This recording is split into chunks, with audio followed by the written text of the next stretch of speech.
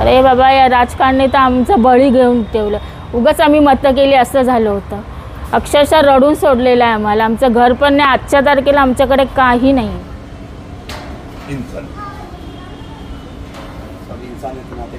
आप भी इंसान के नाते जितना हो सके उतना साथ दीजिए. आगे भी अभी तक आपने दिए, आगे भी मैं अभी क्या करूं? साथ दीजिए. वैसे ही साथ दीजिए. बैठा है ना आपने, मैं क्या बोल रहा हूँ, गलती हर किसी से बैठा है ना.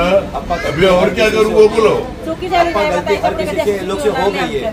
इनको सबको पता है. अभी अरे आम्हाला घरी बसवलं ना. अपा हर किसी को पता है कि 30 सालों के अंदर ये इतना अन्याय किसी के साथ नहीं हुआ. वो बोलते हैं कि जय श्री राम जय श्री राम. वहाँ पर बजरंगबली भगवान का मंदिर टूट गया, मस्जिद टूट गई. त्यांनी सांगितलं तुम्ही तुमचे जे आमदार आहेत, खासदार आहेत त्यांच्याकडे जा, त्यांच्याकडून प्रतिज्ञापत्र लिहून घ्या. महानगरपालिका आणि राज्य सरकारकडे दबाव टाका की तुम्हाला कुठे पुनर्वसन करणार ह्याबद्दल. स्टेटचे जे आता जे प्रतिनिधी आहेत त्यांची ती रिस्पॉन्सिबिलिटी आहे तुमची घरं मिळवून देण्यासाठी. त्यांनी प्रयत्न केले पाहिजेत. जा ना. आता पण मी सांगतो, जरी माझे विरोधक असले ना तरी मी सांगतो का आमदारांकडे जा, खासदारांकडे जा, त्यांना सांगा घरं मिळवून द्या. कारण का आज तुम्हाला आम्ही निवडून दिलं आणि त्या आमदार त्या अधिकारावर आहे. सरकार पण त्यांचं आहे, बीजेपीचं. बरोबर आहे. तुम्ही आम्हाला घरं मिळवून द्या आणि तुम्ही परत नगरपालिकेला पण त्यांच्याबरोबर आहे. माझं काहीच म्हणणं नाही. माणुसकी म्हणून आम्ही मदत करतोय. खाली इंसानियत के हिसाब से मैं मदद करता हूँ. आपका वोट ना मिला ना मांगता है, आप वापस उनको दो बीजेपी. कोई दिक्कत नहीं है मेरे. अभी हुई वापस. अरे वापस उनके पास जाओ. मैं उल्टा बोल रहा हूँ. इतने सालों से. अरे एक मिनट रे भाई, एक मिनट. वकील साहब क्या बोलते हैं कि अपने को स्टेट के पास जाना पड़ेगा कि कैसा रिहैबिलिटेशन मतलब पुनर्वसन कैसे लोगों को वापस ही करेंगे. बराबर है ना. आज वो एमएलए वो एमपी अपनी पार्टी का कुछ नहीं है. ना कॉर्पोरेशन है, ना एमएलए है, ना एमपी.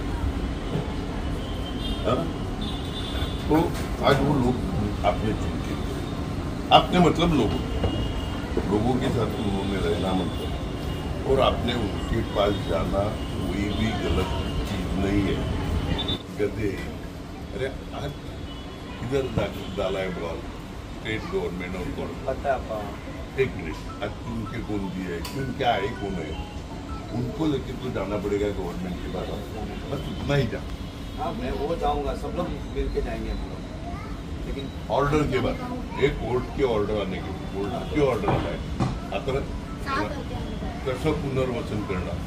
मी तर सांगतो आजपासून तुम्ही कामाला लागा. 6 तारखेची कसली वाट बघता. एक मिनिट.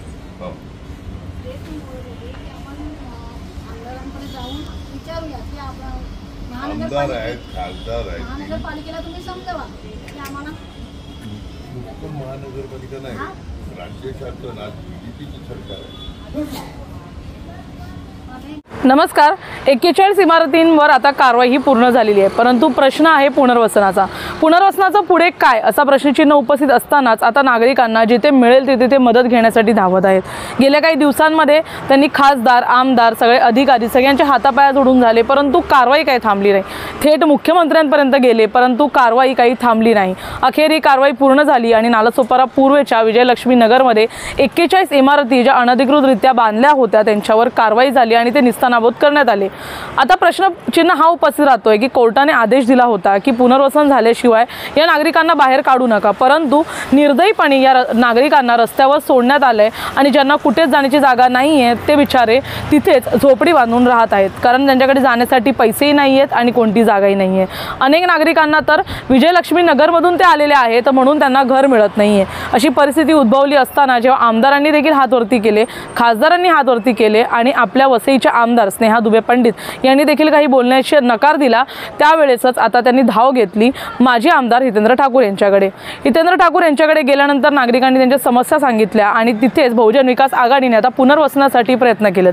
परंतु प्रश्नचिन्ह हा उपस्थित राहतो की पुनर्वसनाच्या प्रयत्नामध्ये कुठेतरी ह्याच्यामध्ये एक नवीन ट्विस्ट आला की जसं बहुजन विकास आघाडीने पुनर्वसनासाठी प्रयत्न सुरू केले, वसईच्या आमदार स्नेहा दुबे पंडित यांनी मुख्यमंत्र्यांकडे जाऊन पुनर्वसनासाठी जे आहे ते पत्र दिलं. या संपूर्ण प्रकरणामध्ये इतके महिने जेव्हा कारवाई सुरू होती नोव्हेंबरपासून फेब्रुवारीपर्यंत, तेव्हा आमदार कुठे गेले होते? पुनर्वसनासाठी सततचे मीडिया चॅनल सांगत होते की पुनर्वसनासाठी आता प्रयत्न केला पाहिजे कारण कारवाई काही थांबणार नाही. मग का आमदारांनी पुनर्वसनासाठी तेव्हा प्रयत्न केले नाही? जेव्हा गरज लागली, जेव्हा आपले विरोधी आमदार पुनर्वसनासाठी एक पाऊल पुढे घ्यायला गेले, तेव्हाच लगेच भाजपने तिथे उडी मारली. म्हणजे कुठेतरी हा पॅटर्न आपण पाहू शकतो की कशा प्रकारे आधी पुनर्वसनासाठी नागरिकांना झिकझिक करायला लावायचं आणि जेव्हा विरोधी पक्ष या मैदानात उतरतायत तेव्हा त्यासाठी प्रयत्न करायला उतरायचे. या संपूर्ण प्रकरणामध्ये आपण पाहू शकतो नागरिक जे आहेत ते आमदार हितेंद्र ठाकूर यांच्याकडे जाऊन जे आहेत ते मदत मागत आहेत आणि ते देखील माणुसकीच्या नाते त्यांना मदत करायला तयार झालेले आहेत. पुनर्वसनासाठी जे आहेत एक चांगले वकील नेमण्यात आलेले आहेत आणि त्यांच्याकडून आता जो आहे तो खटला चालवला जाणार आहे, जो न्यायालयामध्ये संपूर्ण मुद्दा गेलेला आहे आणि न्यायालयाने देखील महानगरपालिकेकडे जी आहे ती चौकशी मागवलेली आहे की पुनर्वसनासाठी नेमकं महानगरपालिकेने आतापर्यंत काय केलं, जे की काहीच नाही. पुनर्वसनासाठी प्रमाणपत्र देणं गरजेचं होतं, ते दिली जात आहेत, परंतु काही लोकांना ती मिळत आहेत, काहींना मिळत नाही आहेत, त्यासाठी पण भांडावं लागत आहे. आणि अशी परिस्थितीमध्ये आपले गोंधळलेले आमदार राजन नाईक आणि स्नेहा दुबे पंडित यांच्याकडून काय उत्तरं येत नाही आहेत, त्याचबरोबर काही मदत येत नाही आहेत आणि म्हणूनच आता नागरिकांना विरोधी आमदाराकडे जावं लागतंय. अशा परिस्थितीमध्ये आता जेव्हा वकील जे आहेत ते नेमण्यात आलेले आहेत आणि जे आता दुसऱ्या नेत्यांकडे लोक पोचलेली आहेत, तिथेच आता जे आमदार आहेत ते आता मुख्यमंत्र्यांकडे धाव घेत आहेत. जेव्हा सगळं करून झालं तेव्हा आपण आता मुख्यमंत्र्यांकडे गेलं पाहिजे आणि पुनर्वसनाची मागणी केली पाहिजे, असं कुठेतरी जे आहे ते चित्र दाखवलं जातं आहे. त्याच्यामुळे नागरिकांना फक्त जेव्हा विरोधी नेत्यांकडे जायची गरज लागली तेव्हा जे आपले आमदार होते त्यांनी मुख्यमंत्र्यांकडे धाव घेतली आहे. जाणून घेऊया नागरिकांचे यावर काय म्हणणे आणि कशा प्रकारे फक्त विरोधी आमदार ह्याच्यासाठी प्रयत्न करतात, म्हणून आपल्या आमदारांनी आता कामाला लागलेलं आहे कारण विरोधी आमदारांना पुढे जाऊ द्यायचं नाही आहे. कुठेतरी या प्रकरणामध्ये 41 इमारतींच्या घाणेरडं राजकारण खूप आधीपासून सुरू होतं, परंतु आता जेव्हा पुनर्वसनाचा मुद्दा आला, नागरिकांना घर देण्याचा मुद्दा आला, त्यामध्ये देखील राजकारण आपण पाहू शकतो. मला सांगा तुमची नेमकी काय मागणी आहे? आता आम्हाला घराच्या बदली घर पाहिजे आणि दुसरी गोष्ट म्हणजे आम्हाला सध्या तात्पुरती राहण्याची माडामध्ये सोय करा, कारण आमचं भाडं भरायची कॅपॅसिटी नाही आहे.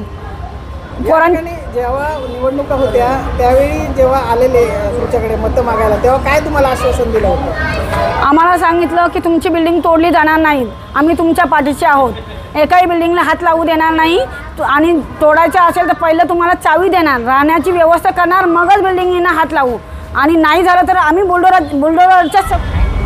आता जी प्रकारची परिस्थिती आहे ती आता आम्ही बेघर झालो आहेत आणि आता आम्हाला राहायची सोय बिलकुल पण नाही आहे. ना आम्ही भाड्याने घर घेऊ शकतो, ना ते डिपॉझिट भरू शकतो, ना भाडं भरू शकतो. अशी परिस्थिती आमच्यावरती आली आहे आणि आमची भांडी जी माझा संसार एवढा 15 वर्षाचा तो माझा आता एक रस्त्यावरती ठेवला आहे मी आणि मला इथे कुठे झोपायला जागा नाही, कोणी मी एक मैत्रिणीकडे जाऊन राहते आणि मी सरकारकडे हीच मागणी टाकते की मला घरच्या बदली घर द्या, आमचं पुनर्वसन करा परत. या ठिकाणी तुमची जे अधिकारी होते, तत्कालीन अधिकारी होते किंवा हे जे ज्यांनी हे केलं आहे बिल्डर असतील, त्यांच्याबद्दल काय मागणी आहे? बिल्डर लोकांनी तेव्हा आम्हाला आम्ही घेतलं रूम तेव्हा ते काय असं आम्हाला बोलले नव्हते की डम्पिंगची जाव STP आहे, काहीच सांगितलं नव्हतं. आणि आम्ही आमचे जेवढे पण माझ्याकडे पैसे होते, दागिने होते, ते सगळं विकून आणि नंतर मी इकडे रूम घेतलं होतं. तेव्हा आम्हाला माहिती नव्हतं की अशी डम्पिंगची आहे की STP आहे, तर आम्ही घेतलं नसतं. तुमची काय मागणी आहे त्यांच्याबद्दल? माझी ही मागणी आहे की ते लोक कसे आम्हाला फसून आम्हाला इथे आणलं आणि मग महानगरपालिकेने त्यांना परमिशन दिली असेल बनवायची, तेव्हा त्या लोकांनी बनवलं. आता त्यांची जी जागा वगैरे त्यांची काय ते असेल प्रॉपर्टी ती जप्त करा आणि आम्हाला आमचं घर पुनर्वसन करून द्या आणि याच्याकडे आमच्याकडे काहीच वस्तू नाही, का ठेवू का कुठे राहू. आज आम्ही वारंवार फिरतो, कधी इकडे कधी तिकडे, कधी यांनी बोललेलं कधी त्यांनी बोललं, काहीतरी आज घेऊन आम्ही होतो, पण आम्हाला समाधानकारक उत्तर अजूनही मिळत नाही. या ठिकाणी आज तुम्ही आले होते माजी आमदारांकडे, तेव्हा त्यांनी काय तुम्हाला सांगितलं? त्यांनी एक पिटिशन दाखल केलेली आहे तुमचं पुनर्वसनासाठी. त्यांनी सांगितलं एक माणुसकी म्हणून तुमच्यावरती आम्ही करतो. तर आता तुम्ही काय भूमिका आहे तुमची? आता काय आमची भूमिका, आमदार आहेत वगैरे महानगरपालिका, त्यांच्यावर आम्हाला प्रेशर टाकायला. काही पक्का नाही की आम्हाला रिहॅबिलिटेशन भेटणार, हे काय पक्का नाही आहे. पण आम्हाला त्यांच्यावर प्रेशर टाकावं लागेल की आम्हाला तसं द्या लेटर आमदारांकडे जाऊन. बस आता तेच प्रयत्न आता करू आम्ही. दोन्हीकडे सरकार त्यांची असल्यामुळे तुमची काय मागणी आहे? सरकारने GR काढला पाहिजे. काढलं पाहिजे ना जी आम्हाला घरं पाहिजे, बस आमची हेच मागणी आहे. बस अजून